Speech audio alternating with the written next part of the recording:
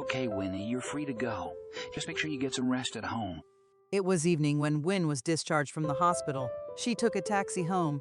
I wonder if Ray is home. Haven't seen him in days, She thought, leaning back into the headrest. Her eyes were getting heavy, but she was trying to stay awake. She was not looking to get kidnapped. Miss, we're here. Winnie's eyes flew open, and she realized she had indeed fallen asleep. Oh, thanks for the ride. Thanks for not kidnapping me too, even though you could have, but she didn't add that. After paying the fare, she got out of the taxi.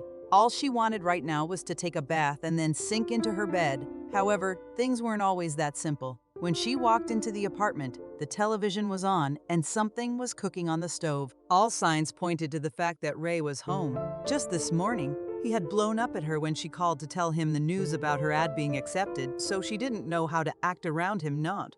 Should I slip into my room before he comes out? Hey!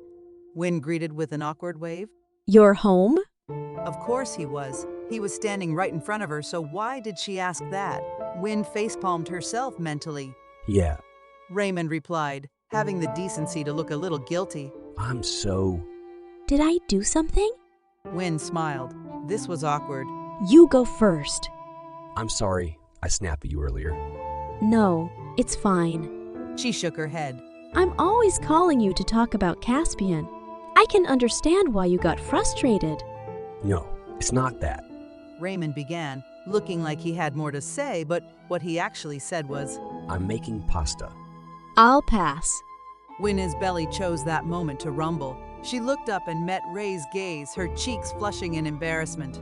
Okay, maybe she was a little hungry, but most of all, she wanted to sleep. Maybe later. Are you going out? She noted he was dressed a bit fancy for staying in. I plan to go for a drive after. Drive safely. She nodded and entered her room, thinking that she couldn't remember a time when it had been this awkward between them. Later that night, Win lay in bed, contemplating the events of the day. It had been quite eventful, from her ad getting picked to her interaction with Raymond, to the filming site with Giselle, and to getting knocked out. Oh, lest she forget, she also almost got killed by Olivia's intense driving. She chuckled to herself. Not just today, but the past month of her life had been filled with unexpected events, but she was grateful she was still standing. The next day dawned with sunshine, not too bright, and birds chirping, not too loudly. Everything seemed to indicate that it would be a good day. With a sunny smile on her face, Win arrived at the filming site, greeting everyone she passed, though nobody seemed to return her smile. They all looked gloomy. When she reached the director, producer, and Caspian, she greeted them with the brightest smile she could muster. Good morning. It truly was a good morning. Giselle walked out. We've tried contacting her, but she's not responding. Win turned to the new person who had joined them, Olivia, who surprisingly didn't wear her usual glare. Instead, she looked frustrated. Have you tried calling her agent? Sarah can't reach her either. This was a new sight for Win, seeing Olivia vulnerable. She knew the woman as strict and unsmiling, but she had never seen her look so helpless. So, what do we do now? Wait until Giselle comes back. No. Where can we find a suitable model at such short notice? She turned to Win. Do you know any models who can show up soon? Was she supposed to know any? No. Olivia thought for a few seconds as she scanned Win from head to toe. Then what about this? Win, you do it. What? Win turned with surprise in her eyes at Olivia's crazy suggestion. Waving her off with a laugh, she reminded her. I'm not a model, Olivia. You have a similar build to Giselle's. You just have to stand in for her just for today. Win was burdened, even as she found 4 pairs of eyes staring at her expectantly. She didn't understand why they were so insistent on doing it that day, but if that was what they wanted, then Fine, I'll do it. After all, how hard could it be? She just had to wear some pretty dresses and diamonds. It was that easy, right? Wrong. Win quickly realized this as she stood in front of Caspian. Apparently, they were going to film a kiss scene. Why a diamond ad needed a kiss scene, Win had no idea, but it was happening. She was going to kiss Caspian, her boss, the man she had a crush on. Caspian leaned in closer, about to touch her lips with his, when she moved away with a nervous laugh. Of all the crazy things that had happened to her recently, this topped the list. Cut! The director called out, standing up from his chair. What is it? What happened? I'm sorry. It's just a bit awkward because I'm about to, kiss my boss. She couldn't even make eye contact with the man for goodness sake. We need. Pretend it's someone you like instead of me and close your eyes, trust me. It'll be over before you know it. If he only knew that he was the one she liked, he wouldn't have said that. But what else could she do? Win squeezed her eyes shut and waited. Win, try not to look. She almost laughed at that. As Win waited for something to happen, the air around her suddenly became tense, and she knew Caspian was moving closer to her. With bated breath, she waited until she felt a whisper of his lips on hers. The kiss was as light as a feather, but Win's heart started racing. That was her first kiss. Technically, it couldn't even be referred to as a kiss, but it was still a new experience. It seemed like an eternity later when the director finally called out, Cut! That was good, Win. The director gestured to her face. You've got to relax your face. Now, let's try that again, shall we? 4 retakes later, the director was finally satisfied with the shot. For Win, who had never been kissed before today, but had now been kissed 5 times, her mind felt like it was floating. Now, on to the next scene. Winner, we're going to film the diamond necklace, so go get ready. Thankfully, it's a solo shot this time. The director's jesting drew laughter from everyone around, even Caspian. Win blushed and headed to the dressing room to change. Inside, she found the stylist looking close to tears. Win rushed to the woman's side, putting a hand on her shoulder as she asked, What's wrong? The necklace is gone. After her outburst at the filming site, Giselle stormed off, ignoring the calls from her agent. She switched off her phone and was standing outside when she spotted a familiar face driving by in a car. Raymond. She waved her hands to get the driver's attention. Raymond, who had been driving by, slowed down upon hearing his name and stopped when he saw who was calling him. Giselle. He unlocked the car and rolled down his windows.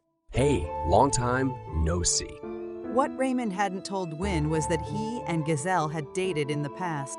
He didn't know why he left that piece of information out. Well, that was a lie. He would have told her then that Giselle was his ex-girlfriend, but after seeing how Win reacted to the rumors of Caspian and Giselle being a couple, he decided not to. Oh my goodness. Giselle lamented as she entered Ray's car, carelessly dropping her bag in the back seat. I've had the worst day ever. Can you take me home? Once, Raymond had found her pouting endearing, but now he was annoyed by it. Which way are you headed? He was just going to drop her off at home for old time's sake. When Raymond pulled up in front of Giselle's house and she didn't immediately get out, he looked at her. Aren't you getting out? Would you like to come in? She placed a hand on his thigh and asked with a seductive smile. It didn't take a genius to understand what her offer meant. Don't you have a boyfriend? With her hands moving up and down his thigh, she asked, Oh, you mean Caspian? That's just a rumor. We're not really dating. Raymond didn't wait for her to finish talking before he captured her mouth in a kiss. A thorough search of the filming site the next day confirmed that the diamond necklace was indeed missing. Caspian was ready to call the police and fire everyone on the spot. What do you mean you can't find it? Olivia, in case you didn't know, a necklace can't just walk out on its own.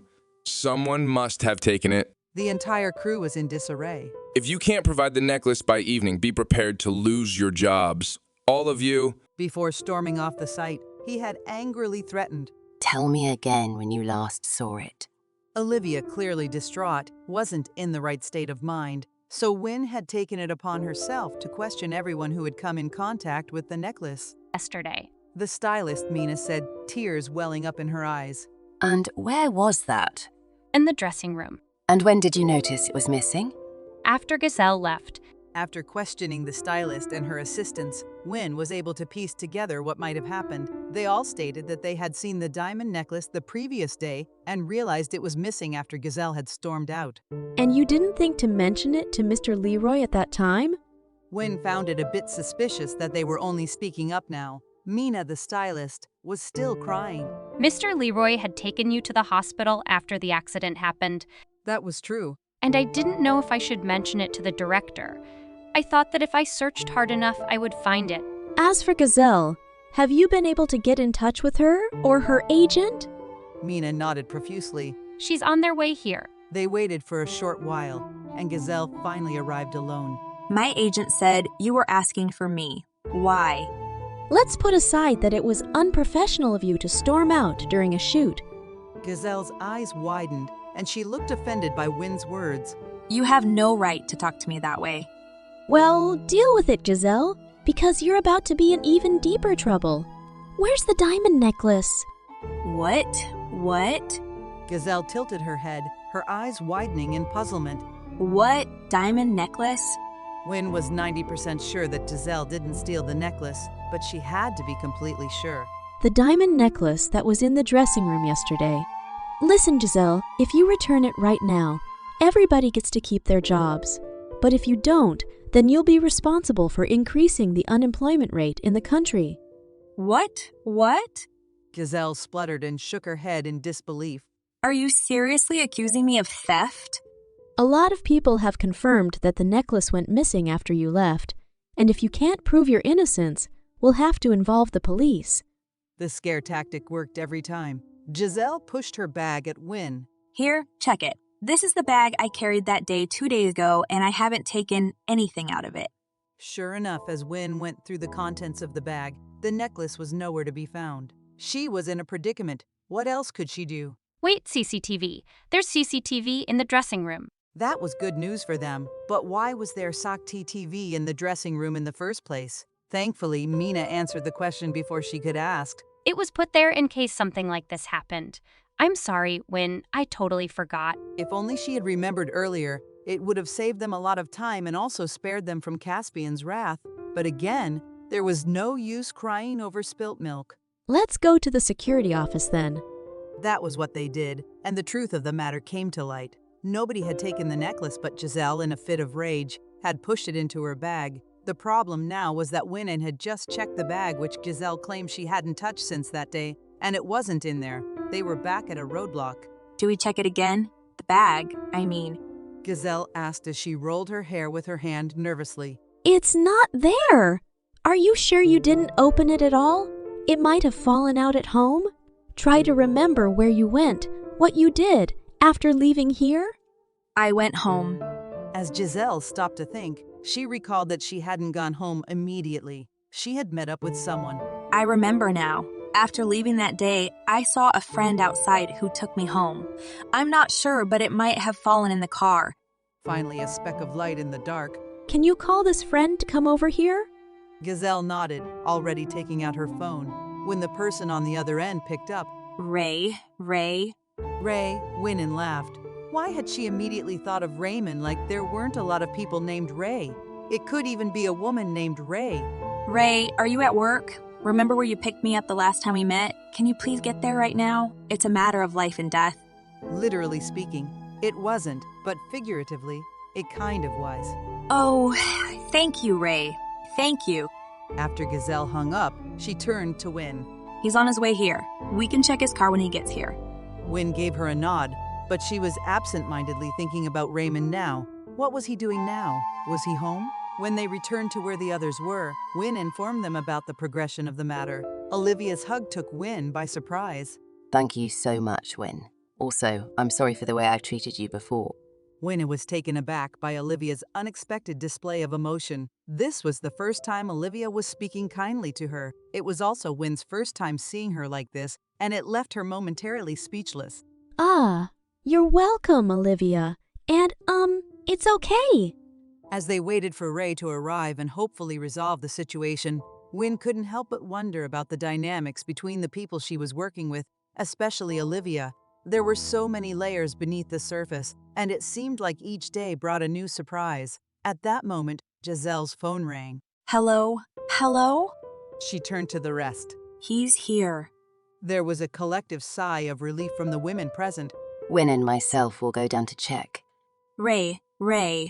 Giselle waved her phone in the air. Raymond? Winnie was surprised. When Giselle mentioned her friend's name as Ray, she had thought of Raymond jokingly, but it turned out it was actually him. You know, Giselle? She recalled him calling Caspian and Giselle a cute couple, and it turns out he had known her all this while. When? You two know each other? Giselle looked between them. Forget about that. It's not important. Raymond, can we check your car? Sure. After a day and a half of searching for the diamond necklace, Win exhaled a sigh of relief as she finally found it wedged in the back seat of Raymond's car. She couldn't help but feel a sense of accomplishment as she held the diamond necklace in her hand.